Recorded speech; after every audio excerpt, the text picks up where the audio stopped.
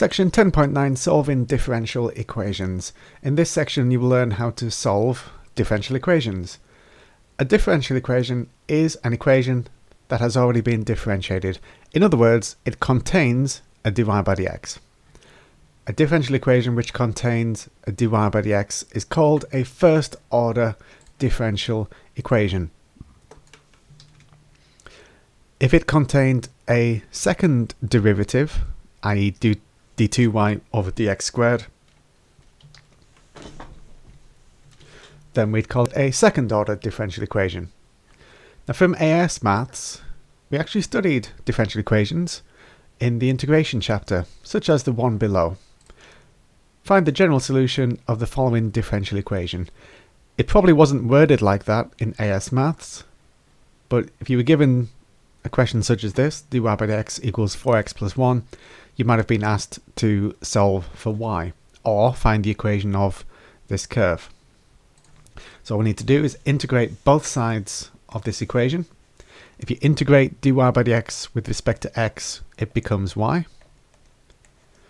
And then integrate the right hand side as well.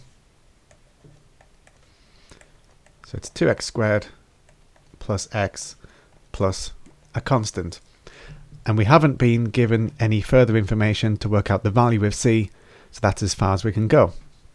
That's why it's called a general solution. It's not particular. You'll see the word particular in a moment. This is a general solution because we don't know what c is.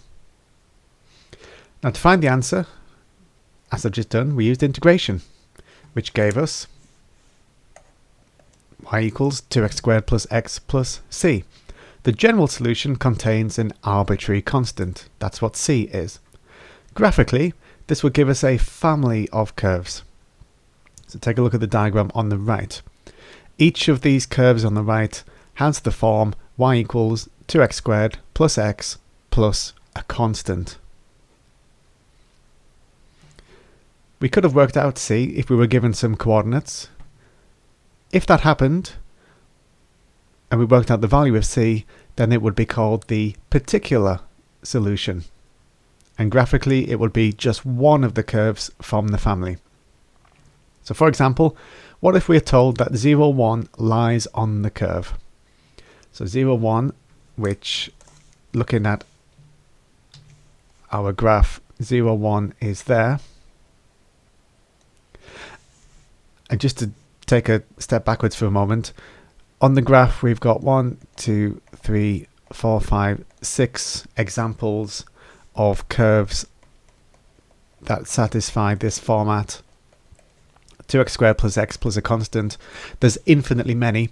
C doesn't have to be a whole number. It can be any real number.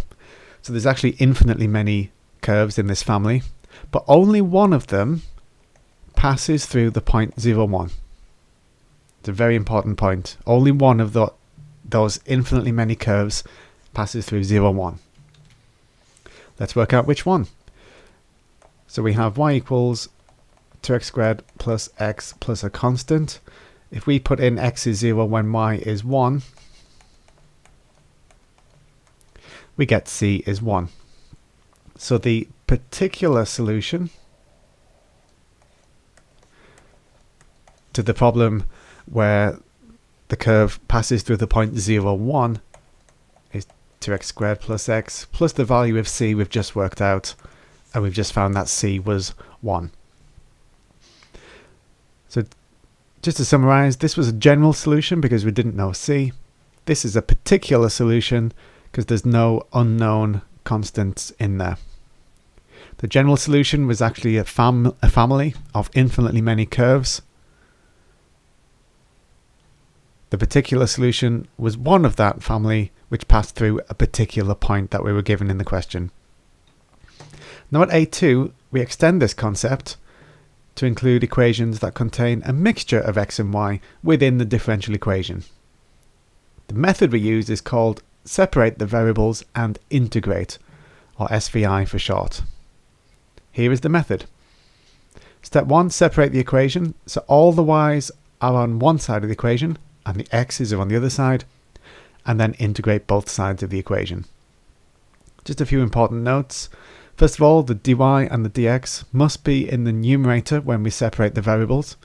It's no good having the x's on one side, but your dx is in the denominator. That's no good. It must be in the numerator.